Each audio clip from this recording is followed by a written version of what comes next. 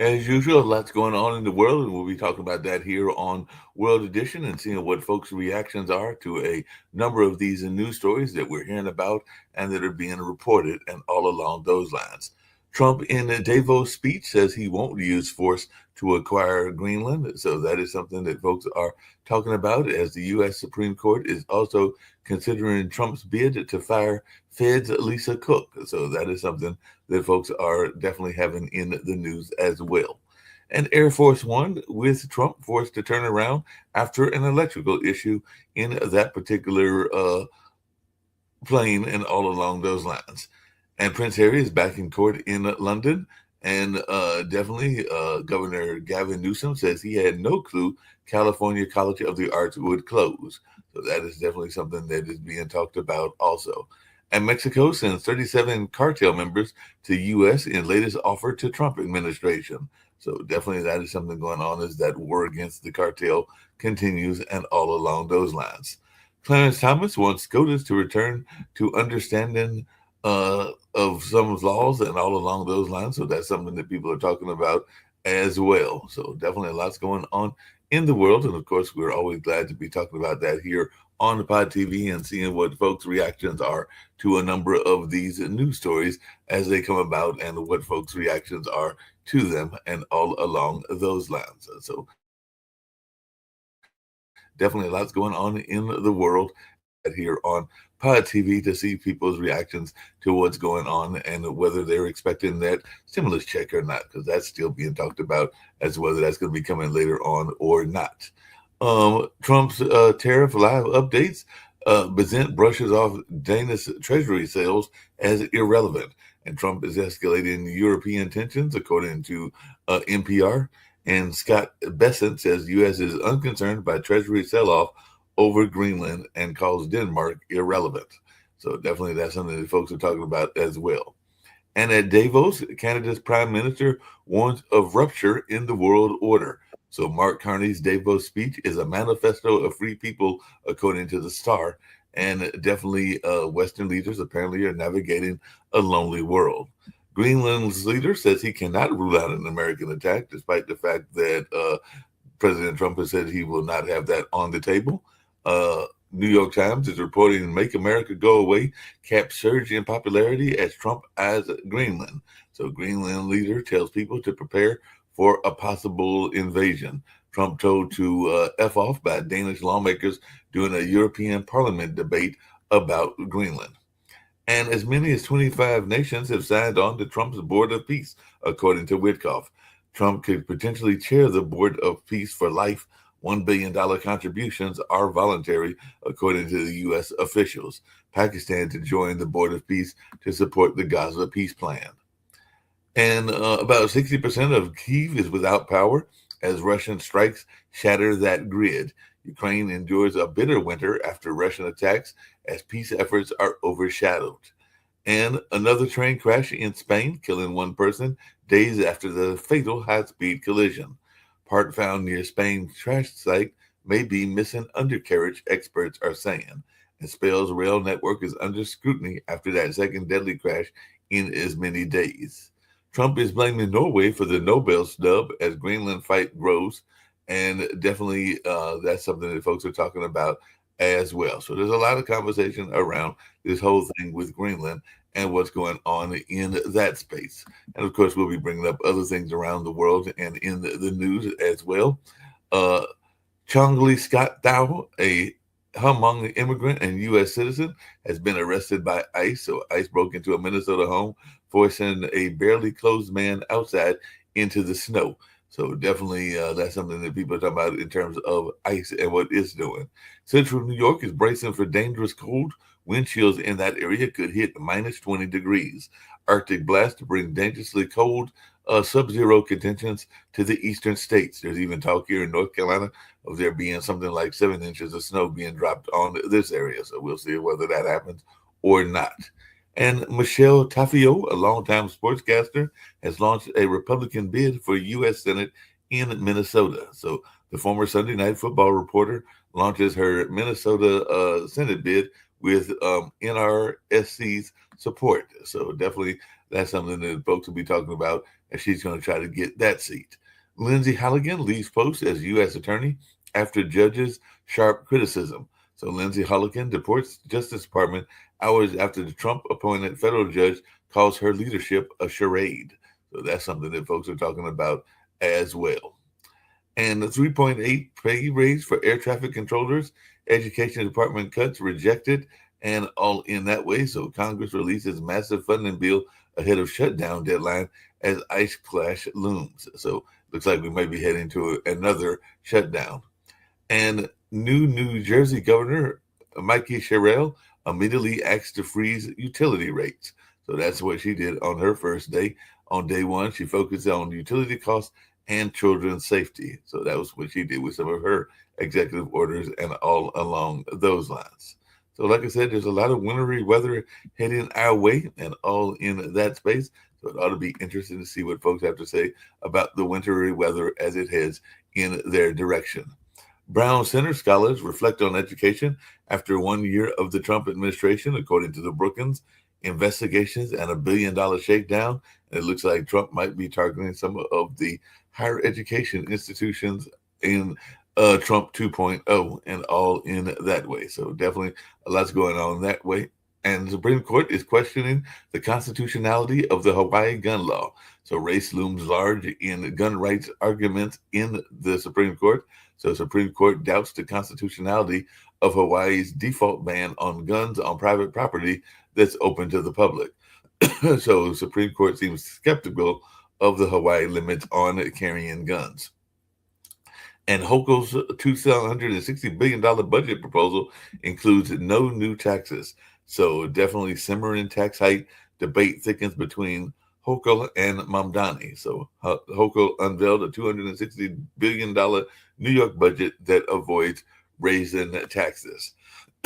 And in social news, Usher Vance is pregnant with her fourth child. So J.D. Vance and Second Lady Usher Vance are expecting their fourth child, as apparently Second Lady Usher Vance is making history yet again. So definitely they're announcing that pregnancy, and that part of that history may be, I don't know how many pregnancies there have been in the White House and all along those lines, but that would be an interesting thing for me to have Rick look up. So I think Rick's with me and all in that space. So we've got Rick Rosner with me, and I've also got Dr. Sharif with me, and I've got my friend Jan Cromartie, who does a lot around military and stuff like that, that's with us as well. So Rick, what are you hearing? Are you hearing that there's a lot of pregnancies that have been in the White House? And you're actually on mute, but have you hearing that there's been a lot of pregnancies that have been in the White House? Because they said that she may be. There have been a few, but let me look it up.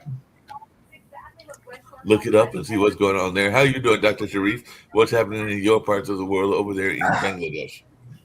Thank you. Thank you. Lot of good thing happening in Asia. Many good things happen. I see from Bangladesh perspective, we have election next month, 12th February. People are very excited because after 17 years, or 15 years or something, people are ready to go for their utilizing their voting power. And I want to give special thanks to all of the youth based on your sacrifice. It's a serious sacrifice because almost 2,000 youth died because of this democracy and democratic system. And I will invite through this podcast to all of the Western world, you should support these youth communities and their sacrifice and all of the things. Secondly, in terms of economy, I want to say that I'm very excited because of last 15 years of my journey, what I inventing, developing, engaging with the communities. So I'm ready to publishing my Silk Route 3.0, my book. And definitely I want to invite all, like the Rick Rosner, Mark Lees, Jen, our new friends, all of you to join in our ecosystem and how we can work as a team. No more war, no more global tension, what we are observing in World Economic Forum. They have a lot of tensions, like American president come, this French president come, and all of the people come with lot of tensions and political diplomacy, with tariff, with immigration issues, with Iceland issues, this Greenland and Iran issues. It's actually create a lot of problem for this world. So better we collaborate together with global North and global South, and we engaging with the community, make a more open world, make the new world, and make all of the things. So through this economy and political diplomacy, with this modern science, engineering, and technology, with media is very important factors, and with youth revolutions, I believe that a lot of good things will happen next this century in Asia. So that is the important point, and that is good point for World Talent Economic Forum and for Pod TV. Those who are very new, but they have positive contribution for this world. So I looked it up for you, and Usha Vance is the first pregnant second lady in the history of the White House. Okay. There have been 2 pregnancies from wives of presidents. Frances Cleveland, Grover Cleveland's wife, had a baby in 1893. That's kind of a weird deal. He was her guardian. I think she was an orphan. And as she grew up, I guess she grew up to be super hot. And he's like, well, I have to marry this lady, which he did. And then, he passed away. She was still fairly young, so she had a whole second life. And then Jackie Kennedy had a baby who only lived 2 days in 1963. Oh, wow. That's sad and everything. I know that in my own family, my mom and her sisters had a death in the family that was similar. It was a crib death. I don't know how long Baby Lee lived, but it wasn't that long and everything like that, because he was definitely, but that would have been in probably the probably the 40s or the 50s or somewhere around that time that he would have been here in this earth and all along those lines. But yeah, that is a sad thing. By the way, Rick, did you walk out on and join the nationwide walkout? Because apparently there was a Free America walkout. I'd actually heard about this because I'd gotten a email about it from one of my... I'm lazy. I went to the remember in 2016, 2017, they had the Pussy Hat protests. I think that was the last protest I went to. Well, I went to one of the No Kings rallies last year and everything like that. But yeah, this one was called the Free America Walkout, and it brought protesters to downtown Columbus and bitter cold. It also was nationwide, apparently drew thousands into the streets on the anniversary of Trump's inauguration, because yesterday was actually the anniversary of Trump's inauguration. So we're now in the beginning of year 2 and everything like that. So protesters marked it with rallies around the country. It's hard to shut down America. Like in France and England, you get a couple million people out on the street protesting, striking. You can shut down the country. We're too big. It would take maybe 20 million people on the streets of America to really shut things down, and it's tough to rally 20 million people. Yeah, it's hard to rally, and I mean, maybe they could shut down 1 or 2 major cities, but it would be hard to shut down the entire country, because you'd have to do it even in some rural areas which aren't that populated and everything like that. So yeah, it'd be very hard to do in that sense and all in those lines. By the way, the Trump administration is conceding that Doge team may have misused Social Security data. So they're conceding that data could have been misused and everything like that. And I know that Elon Musk was big on Doge and everything like that, but I'm wondering what your thoughts around this are. And by the way, Elon Musk floats the idea of buying Ryanair after calling the CEO of that particular business an idiot. So I guess he was thinking that he might want to buy this particular company and all along those lines. But what are your thoughts? My thoughts are that if you're a billionaire, you think of yourself very highly. You're like, I got my billions because I'm super smart.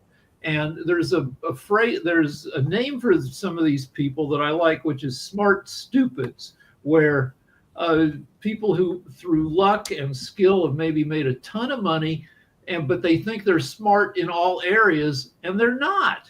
And so maybe the CEO of Ryanair is an idiot, but the guy calling him an idiot is also himself an idiot in a lot of areas, as seen by Doge, which was like a shotgun approach to reducing the size of government. and actually increased the cost of government.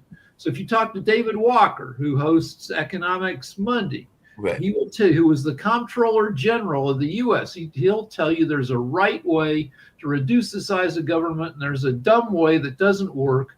And under Clinton, the size of government was reduced by 40%, but it was done gradually over several years, using experts instead of 21-year-olds nicknamed big balls. And they did it the right way. And Clinton was the last person to balance the federal budget, to create a government that actually spent less money than it brought in. Yep, that makes sense and everything. Speaking of world news, because it is the world news show and everything like that, and Shaquille's not here and not been here for a while, but apparently Australia has shut down dozens of beaches because in 48 hours they had 4 shark attacks. So after 4 shark attacks in 48 hours, they shut down their beaches because apparently there's a cluster of sharks that are not that pleased with humans, and I guess they're going after them because they had 4 shark attacks in Australia in 3 days, and beachgoers are urged to just go to some of the local outlets that aren't as shark infested and everything. So yeah, this is Australia's summer. January in Australia is like July for us. So right. Yeah, there must be a bunch of people at the beach getting chomped at because the sharks are saying, like, wait a minute, y'all are interrupting our playground and all along those lines. So maybe that's what's going on. We're interrupting Mother Nature as we oftentimes do. And sometimes Mother Nature is not all that pleased and lets us know that it's not that pleased. It looks like there is life imprisonment for the man who killed Japan's ex-prime minister Shinzo Abe. So the man who assassinated the former Japan leader with a homemade gun was sentenced to life in prison. So that's what he got for killing that particular world leader and all along those lines. Jacoby, I see you're with us as well and everything. Did you do something to rig that plane? Because apparently Trump had to go back to Davos temporarily because there was a electrical malfunction on the plane of Air Force One. So I guess it was a malfunction and he had to turn around. And we know that there have been other times that there have been malfunctions and people have had to turn around as well. So what is your thoughts around this and what he did in Davos? Because he's been in Davos and all along those lines, and currently he's blamed Norway for the Nobel snub, and he's still talking that stuff about Greenland, even though he did say that Greenland was not on the table in terms of a military attack, even though the folks in Greenland don't necessarily buy his words because they are preparing, even though he's saying he's ruling out military action on Greenland. So what's your take on his having to turn back around and whatever he said at Davos? Well, the turn back around thing doesn't really matter. What he said in Davos was really bad. He went on his rambling speech like it was a campaign speech, blaming Biden, blaming all the other stuff. He deserved this. It was the same gripes. And then, yes, he went on Greenland. But, yeah, he has no credibility when he says that he's not going to use military force. He's done that before. He told Iran, I'm not going to use military force, and then they use military force. What happened in Venezuela? I mean, you have him claiming, "Oh no, I'm not going to do this," and then turn around and doing that. So he has no credibility there. But yeah, he's basically blowing up NATO. Putin is extremely happy that he's blowing up NATO, and he is literally made all of the the U.S. enemies to their allies. It's pretty bad. So now we're pretty much isolated. I know this whole peace thing that he said that he's trying to put together, which is his, instead of doing NATO, you're going to have to join this whole peace coalition that he's trying to build, where you have to join for $1 billion. That is basically, hey, look, we're going to give this to Jared Kushner to do some building. It's just a money grab, trying to force all these other countries to pay him money. But either way, the people that have joined that group are all corrupt individuals. He's asking, I think it was the leader of Belarus has just said that he's going to join. Yeah, he's an authoritarian, corrupt individual. I mean, you got all these people that are all bad that are wanting to join the peace thing, and he's saying this is a peace thing. It's not. It's just a money grab. That's all it is. One So big money grab. among the stuff that Trump said during this speech, he said that Germany took over Greenland in only 6 hours during World War II. This is complete garbage. They did not. Germany set up a couple secret weather stations on the east coast of Greenland. Those guys were found by the Allies and captured, and Denmark was taken over, which at the time owned Greenland, was taken over by the Nazis. So the U.S. and the other allies, Greenland became a protectorate. And by the end of World War II, the U.S. had 17 military bases all across Greenland. And we still have the right under treaty to do that again. If we want to set up 25 bases, Greenland would be happy to have us. I mean, the whole thing is a bogus, again, money grab. He started in his speech saying that, hey, they have these rare earth, these not really rare earth minerals. It's rare to get them, but it rambled on about that, and then talked about how they wanted to develop Greenland and all this stuff because, it's just a sheet of ice, but we could develop it and make it profitable for Europe. No, this is a money grab. He's telling you that this is what he's doing. The same thing in Venezuela. He's stolen the oil. That's all he did. He didn't change anything in Venezuela. He just changed leadership. That's all it is. He just put himself at the head of Venezuela instead of Maduro. But he still has the same group. Typically of Trump. Hold on. President is there. Typically of Trump, it's a money grab, but it's an incompetent money grab. So Greenland has issued 140 mining licenses. Only 2 are being used because it's such a bitch to dig through a mile of glacier to get at anything. So yeah, Greenland will happily, you offer Greenland 20 grand, say, can I come dig in Greenland? Greenland like, yeah, give me a little bit of money and sure, come do it. And then you do a little bit of research and you find out it's going to cost so much more to try to get at anything that only 1.5% of their mining licenses are being used. And it was when he kept going, he was talking about how, because he said that the oil companies are going to develop Venezuela. He's saying that he already said the same thing in the speech about Greenland, that the oil companies were always blocked out. So he's literally doing the job of the oil companies because he's going to get paid. And just to get back to, I forgot the one thing about the peace, that peace group that he's trying to make. I don't know if you guys heard, but he's trying to make himself the head of that. That's already written into the actual. And then, no, what's even worse, once he leaves his presidency, guess who's still the head of that?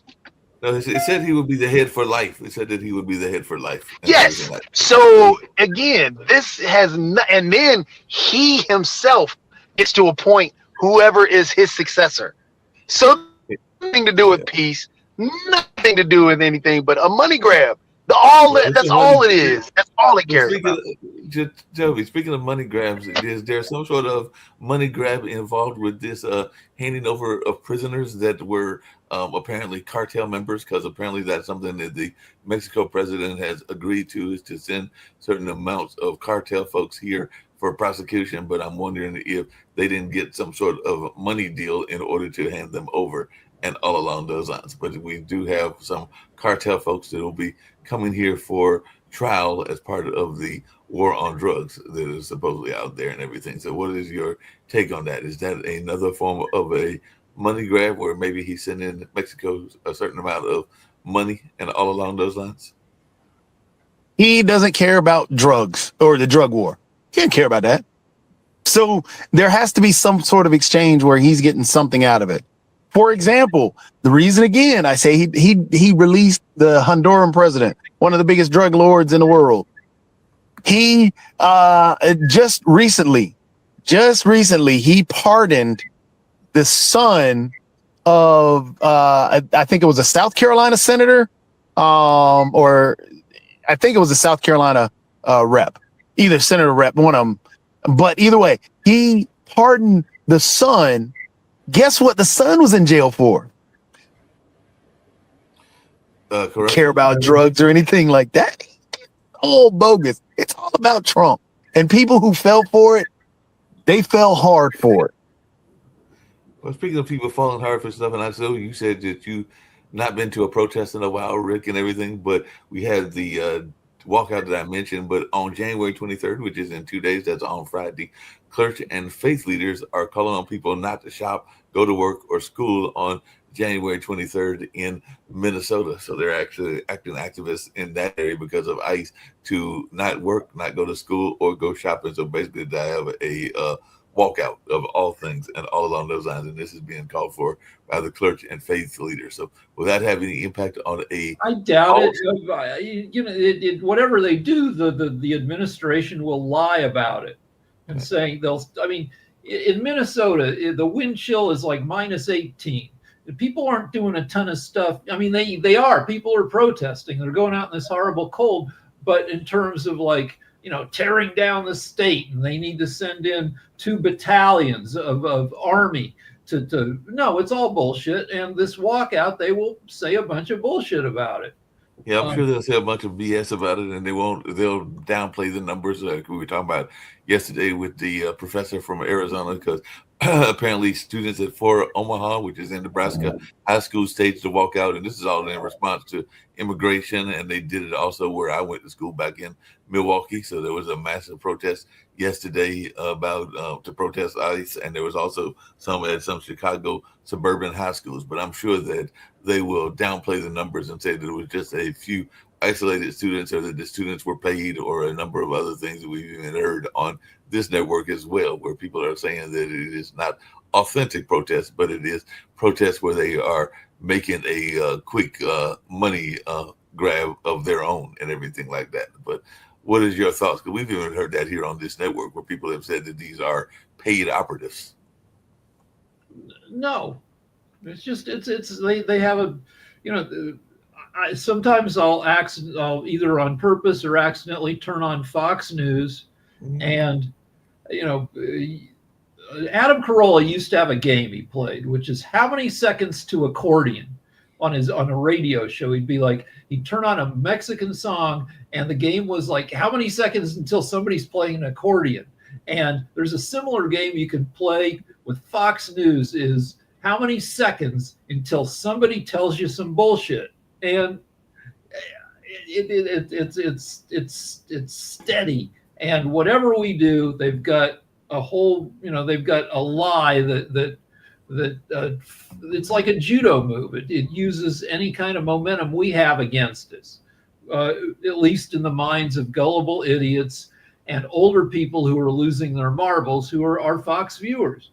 Well, speaking of people losing their marbles, we've got Jan Cromartie coming up, and I've got some things that he might want to bring up as well. But before we get to that, we've got this whole notion of gun rights and everything. So what are you hearing? You're not that far from it, Rick, in terms of this default ban on guns on private property that's open to the public, because we do know that there are some private properties that are open to the public and everything like that. And it seems to me that you would want a ban on guns on those properties, but apparently... So who's saying this? I'm not familiar. The Supreme Court seems skeptical of Hawaii's limits on carrying guns. So apparently this is all going before the Supreme Court, and there are some people that are saying that they are sympathetic to the gun owners' challenge to the Hawaiian law and everything like that. So there's this notion that they should be able to carry guns in Hawaii if they're going to a private property that's also, I guess, open to the public as well. So, the Hawaii law bans people from carrying firearms on private property open to the public unless they have the owner's consent and everything like that. So the Supreme Court. Well, I mean, the problem is the Second Amendment, which is underwritten. When they couldn't get everything right, the founding fathers, and it's too general and too subject to interpretation. If the founding fathers had known that we would have guns that can shoot, 2 bullets a second until the clip of 100 bullets, they would have made the language more precise. Yeah, that makes sense. They would have made it more precise and all along those lines. Jan, you've got stuff going on in your world as well. Well, I was just going to say right before. Go ahead. Oh, I was just going to say the problem with the guns is more so that we've turned it into a religion than anything. And because it's religion, we cannot have any rational discussion around it.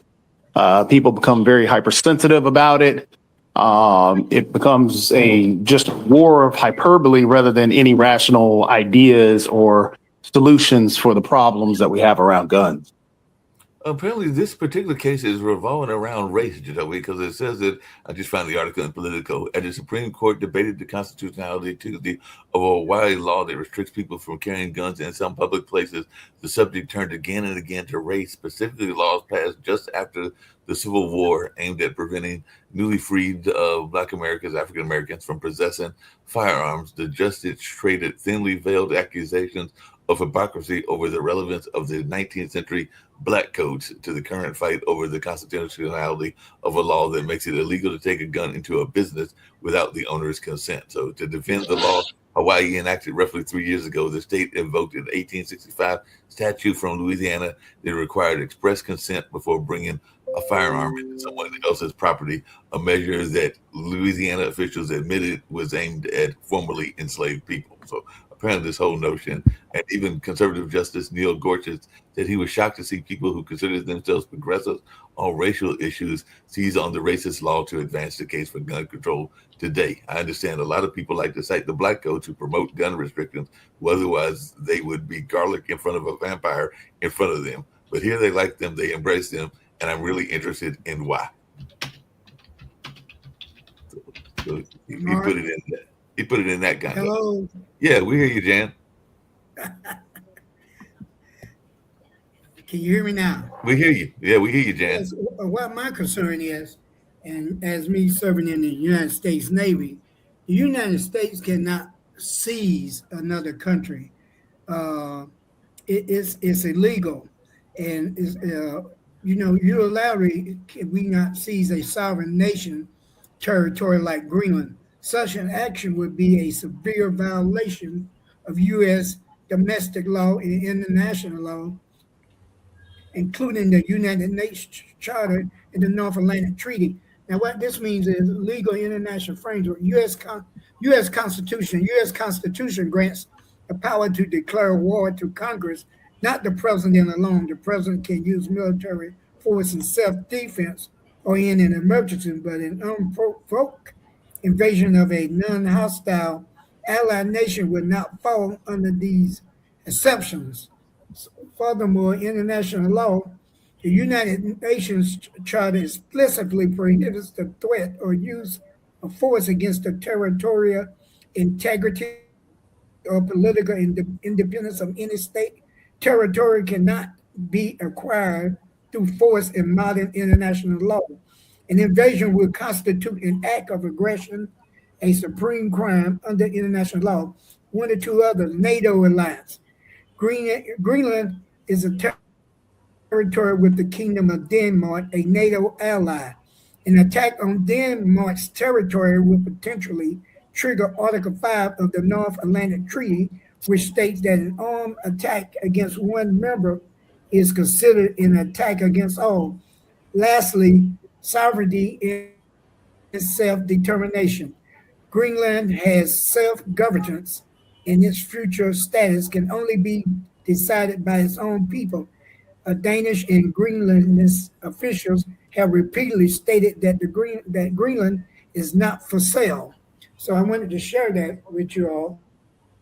It's like he kidnapping other countries. I think he said something about Colombia or Canada. I'm not for sure, but I just wanted to share that with the panel. I appreciate that and You everything. did say that about actually both of those two countries, because remember, he posted not only an artist rendition or an AI image, but then also a photo of him sitting at the Resolute desk with a picture of North America with all U.S. flags on top of it.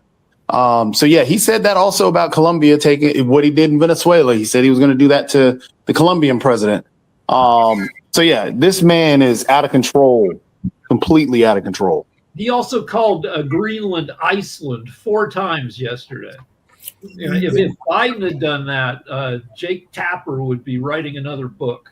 And we had a whole other book about their state of mentality and everything. We were talking about guns earlier, and Uvalde was back in the news, Rick, because apparently there's a trial about the officer, and prosecutors are saying the officer arrived before the gunman entered the building back in 2022, and we know that was one of those infamous school shootings.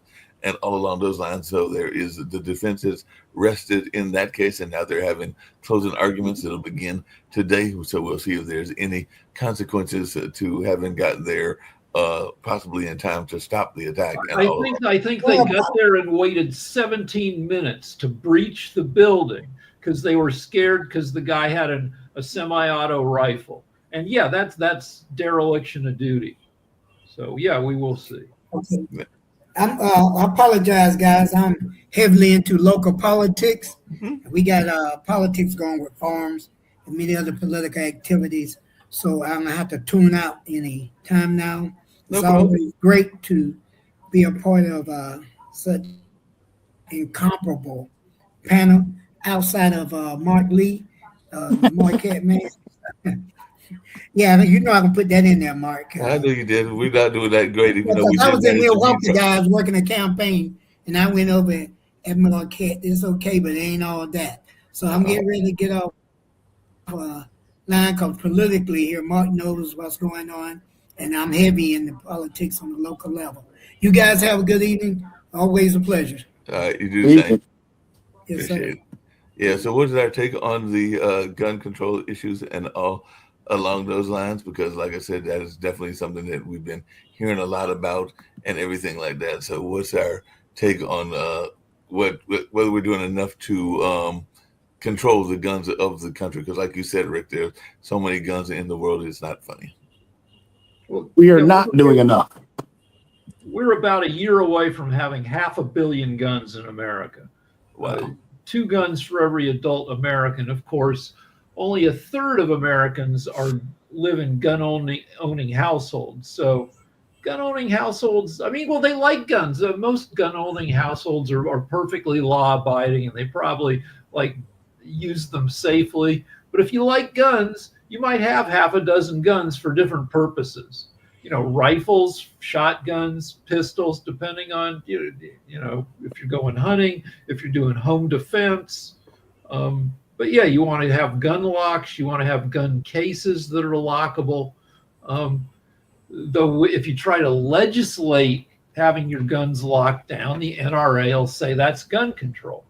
Well, you know, there's gun control, but there's also separation of church and state. And apparently Texas and Louisiana 10 Commandment laws are facing constitutional challenges because Texas is going to try to defend the law requiring 10 Commandments in the classroom. And definitely they'll see how this plays out in the appeals court, which then may eventually make it to the Supreme Court. But what is our thoughts around the 10 Commandments being in the school system? Because apparently this is something that is unconstitutional. It goes against the First Amendment. When you're throwing the 10 Commandments into a public school, it's a public school system, which means that it's sponsored by the state. The state cannot have a sponsored religion. So therefore, it's establishing Christianity as a religion based on those 10 Commandments. The 10 Commandments aren't in any Hindu books, any Muslim books. It's establishing one religion dominant over the other, which goes against the Constitution. Yeah, I can definitely see that. So, but it's also one more little thing that just adds to Trump exhaustion and political exhaustion and distracts people from more important issues. Yeah, it's a constitutional violation, but the way the frickin' Republicans in Texas and Trump in the White House, they just throw everything at the wall. And they keep you demoralized and distracted. And it's hard to tell, you know, what you can do and what you should give a shit about. You know, the whole trans thing, we've talked about it a bunch where, you know, high school trans athletes, the case that went to the Supreme Court revolved around 2 athletes out of all the kids in West Virginia and Idaho. You know, the scary part about what they're doing with the whole Ten Commandments thing, which falls in line with the whole white nationalist and the Christian white nationalist, that death rattle that's been happening but been stopped because of what Trump has been doing. But that is what it falls in line with, because everything you just stated, Rick, about attacking and demonizing the trans community based on one individual that you're attacking. It's the same thing. When you establish one religion dominant above others, then no other religion is welcome. And then that's why you get those Christian white nationalists that sit here and yell at other individuals and other religions and other people that have melanin in their skin. This is a Christian nation. Why are there Muslims here? This is a Christian nation. Why is this group here? That's what happened when J.D. Vance didn't want to stand up for his own wife at one of those rallies that they had, because that's what it's about. That's what the Texas law is. That's all it's doing. Yeah, But, we're hold on a second. Hold on a second. Wait. We're not a Christian nation. A lot of the founding fathers were deists. And I think, now I don't know for sure, but we were founded against any established religion. Hence the reason the First Amendment is there. yeah, but That's what we were actually, the individuals that came over here were running from religious persecution. Yeah, So therefore, that's the whole thing around the Puritans. For those that are watching and don't know the term and everything, even though I've got an idea what you're talking about, what were theists and what were their beliefs, Rick, and everything like that? Because some people, I think a deist, and I don't know, I haven't looked up the definition. I think they believe there's a God, but they're not going to build their lives around him. They're just saying, yeah, God created the world, but we don't really know how it worked, and we're just going to go on from that and try to do real world stuff instead of build a kingdom of heaven on earth. yeah, that makes sense and everything. Hey, Dr. Sharif, I know that you brought it up before and everything along those, but on a stage, also national stage here in the U.S., but how concerned are you about Islamophobia? Definitely, we hear a lot of people that are concerned that the Muslims don't get the respect that they need and deserve and everything like that. But I just wondering, as a world leader, because you are a world leader and everything, your thoughts around Islamophobia and whether it is a global problem. Look, if you ask me, I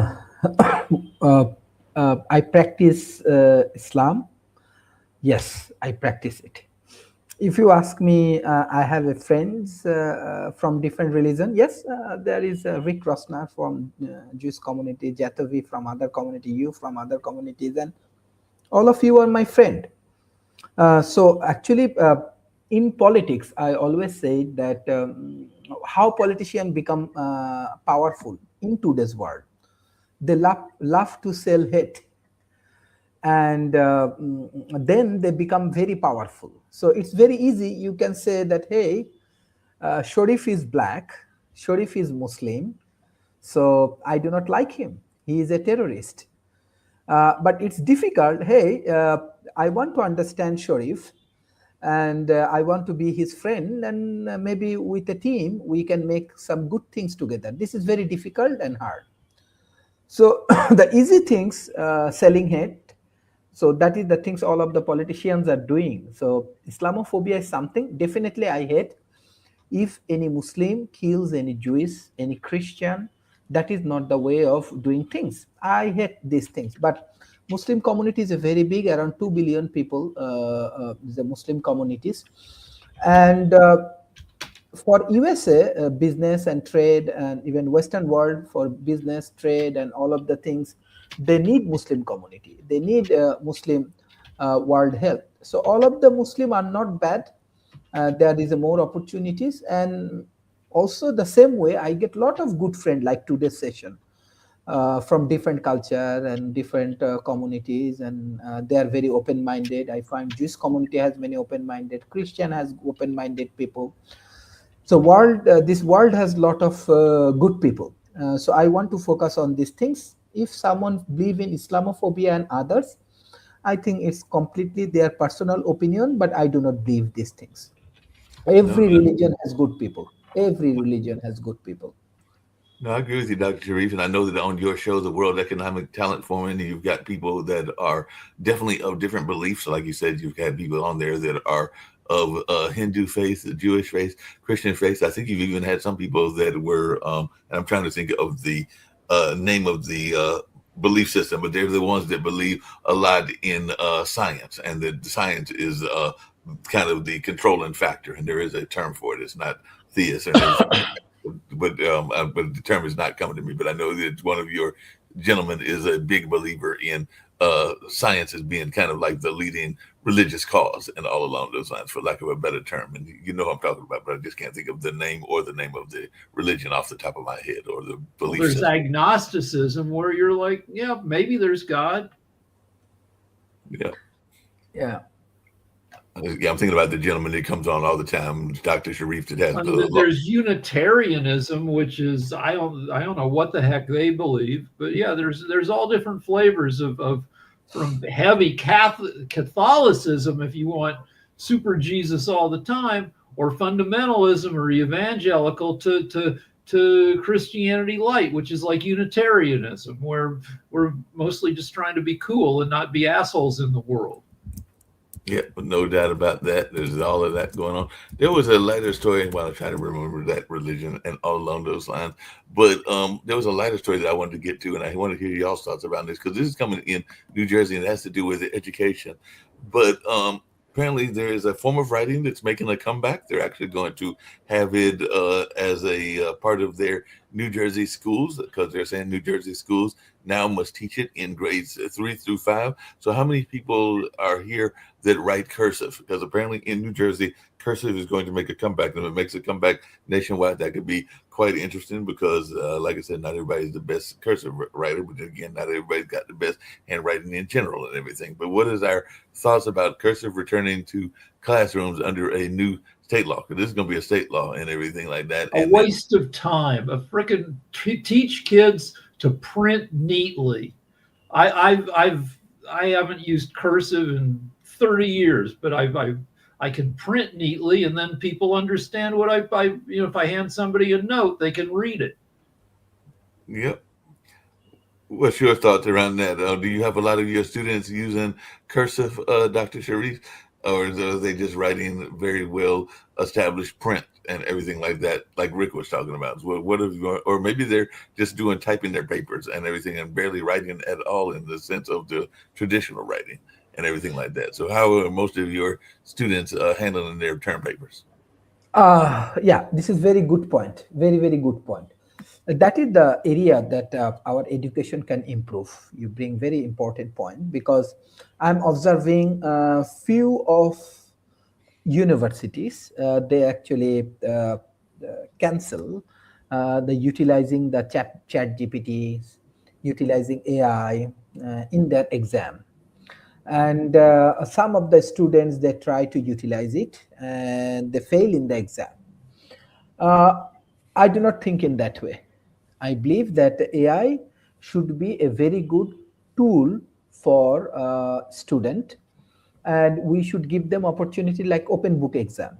Even I give a student opportunity to attend in the open book exam, and I prefer to build up a project for the student, because most of the student learn what they do, right? Learning the theories and everything is not a good way. So that's why with one of the projects we are running, it's called SkitTree, with Australia, with IIT Madras, and with my World Talent Economic Forum. So we say that the education institution right now, they should go for 20% theory and 80% should be practical activities like project development, like startup development, company development. Let's say what you are doing in podcast.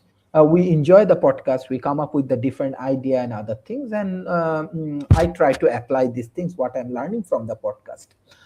So this should be the modern educations. This is the way people will learn. We have to go for group study and others. So the education institutions of Bangladesh, even in South Asia, they have to go for more advanced level thinkings. And I believe we need to train the academicians of Bangladesh for that particular issues for AI and other things. Many things I disagree, but students should learn new technology, should learn AI, and they have to understand how to manage it. So And that is the thing I strongly. Dr. Sharif, I just remembered it's a gentleman that you have on the show, on your regular show, that is a humanist. That's the religion that I was trying to remember and everything. So it's a gentleman that you have regularly on your show who is a member and a believer in humanism. So like I said, I don't remember if you remember which one that is, or you may even have a couple people that believe in humanism, but that's the person I was trying to remember. Is you have a regular guest that is a big believer in humanism. Yeah, no, I understand, but you have to bring different perspectives, different peoples, and different believers, right, to take the right kind of decisions.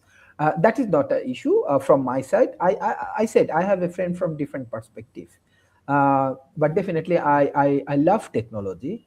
I want to engage with technology. I'm a big fan of technology. Even I build up different kind of software for my community, for healthcare, for education, for wisdom creation and all of the things. And I'm getting great success for this process. But bringing different idea, different framework, different methods, different things is very important. Yeah, no doubt. Hey, Rick, I saw two interesting polls. One that was last year and everything, and this comes down to science and religion. But apparently last year in the summer, it was reported that 1 in 4 Americans rejected evolution a century after the Scopes monkey trial. And that apparently that spotlighted the class. Yeah, that's always been the case. 1 in 4 is actually pretty good. But the trouble is with social media, all the lunatics, all the flat earthers can get together and rev each other up. If you were an anti-evolutionist in the 50s, you had to do your recruiting by mail, because even to get on the phone with somebody might cost you 50 cents a minute, which was a lot of money. You had to pay for long distance, like you whippersnappers, you people who are 30, 40 years old. You don't remember how scared it made your parents if you wanted to dial somebody long distance because they might get a $3 phone bill. Well, there was those party lines, and you get on those party lines for a decent amount of time, and yeah, that might run up your phone bill. So yes, they were very much scared. Yeah, party lines. That's where a lot of homes couldn't even afford to have their own phone number. They had to share a phone number with like 2 other houses.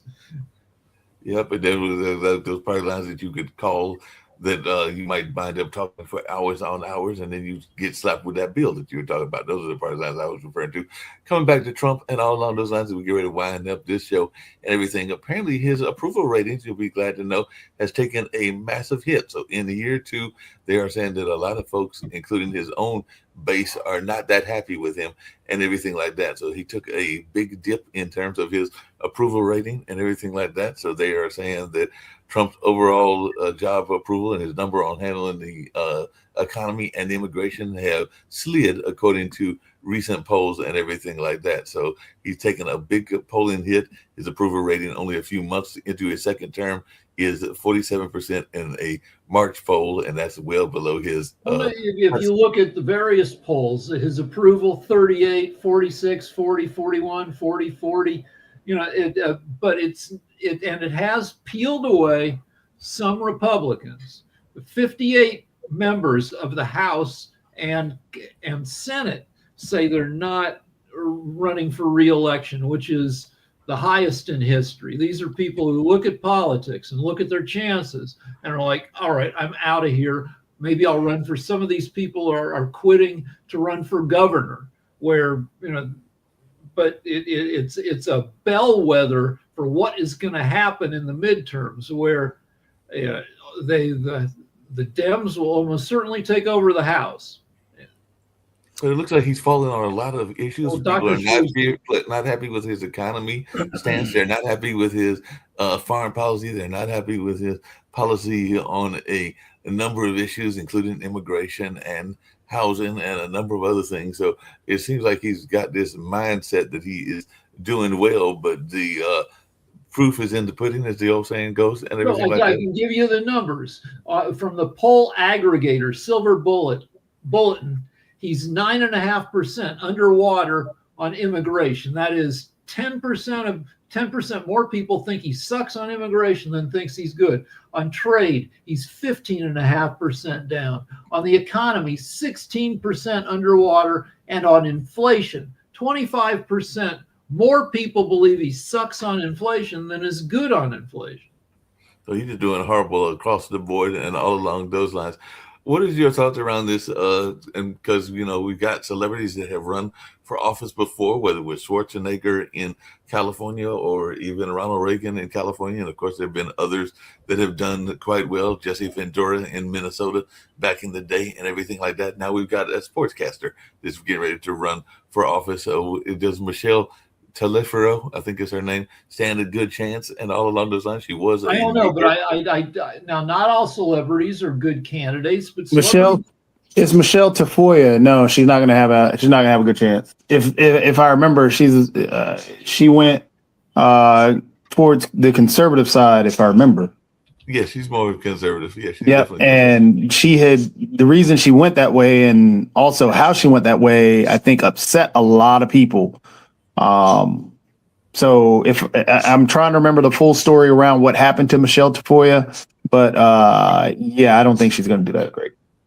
But it's not necessarily bad. Now, Schwarzenegger wasn't a great governor, but you can't. I mean, it's sometimes good to have a celebrity because they don't have the partisan acrimony. Like if The Rock. If Dwayne Johnson ran for something, it might be okay because a lot people like him. If John Cena ran for something, Dave Bautista, any of these guys, if they governed from the center and if they appointed people around them who weren't idiot yes men, it could be a good thing. But I think the last person we had from the NFL that ran was Herschel Walker. We know how good he did. But Herschel Walker was a rapist and a moron and just bad in all ways. Yeah, Herschel Walker had a lot of problems. Had a son he didn't even know about. So Herschel had all kinds of problems going on and everything like that. So but definitely. The trouble is getting a smart celebrity to run is impossible because their smartness makes it look at what they would have to do. If you put a Jimmy Kimmel in there, Jimmy's a freaking genius. But since he's so smart, he's like all those people like throw their head. They just want to stay a million miles away from politics because it is a wretched job. It is definitely a wretched job, and all along those lines. So, like I said, what celebrities are running? Then we'll get out of here on this note. In Bangladesh, do y'all have actors and actresses that are running for office and all along those lines, or do they stay away from it? So I know that even in Ukraine, Zelensky was a TV host. So are there any celebrities that are running for office in Bangladesh? Bangladesh, all of the celebrities join in politics, from cricket, from media, from NGO, everywhere. So I think politicians are the great celebrities and everything in Bangladesh. So let's join in politics. I do not join in politics. I engage with my solution with politicians, but I never join in politics. Gotcha. Zelensky wasn't just a TV host. Before Zelensky was president of Ukraine, he played the president in Ukraine in a sitcom. Right, he was a sitcom host. And by playing that part, he learned what the job was and decided he could do a good job. And in fact, he might go down as the greatest president in the history of Ukraine. He may be like the Jefferson of Ukraine and everything like that, depending on what Ukraine's history and the arc of history says about him and everything like that. But right now, he seems like he's doing well, even though I think there's a call for elections in that part of the world. So he may actually get voted out as well. But we'll see how much his popularity maintains, because there's a number of folks that are, I think, calling, and think even the president of the United States. But then again, he might try to run himself, because I personally think that maybe Trump wants to be president of the world. So he just wants to be president of every country in the world and everything. And Venezuela is just the start. So I think Rick is just one thing. I want to give thanks for Trump only for one reason. Most of the politicians, they are hypocrite. They said one thing, they do another things. But Trump did doing what he said before. He said, okay, he gonna do all of the immigration against policies. He make America first. He do all of the things, and he make it. So American people vote him because he put America first. So it's very bad. Even Bangladesh highly affected by Trump. But one thing, it's my honest opinion. I want to give thanks to Trump. He's not hypocrite. So American people choose him because he want to do all of the right-wing activities. Yeah, but the U.S. has 800 foreign military bases. We have worldwide reach. We have more foreign bases than any other nation in the history of the world, and Trump is screwing it all up. And that is trying to take over Greenland is not America first. You know, fighting with the rest of the world and wrecking our economy. The stock market dropped 2% in one day yesterday because of Trump's loud mouth over Greenland. And there's a lot of people that think that NATO might be broken up and everything like that. And NATO's been around for a while, and the UN and other world organizations may be broken up as well. So we'll see what kind of things take place in that part. But right now we're getting to get out of here. We'll have World Edition again on Thursday, as well as World Politics. But right now, let's get on out of here, and I'll catch you gentlemen later on.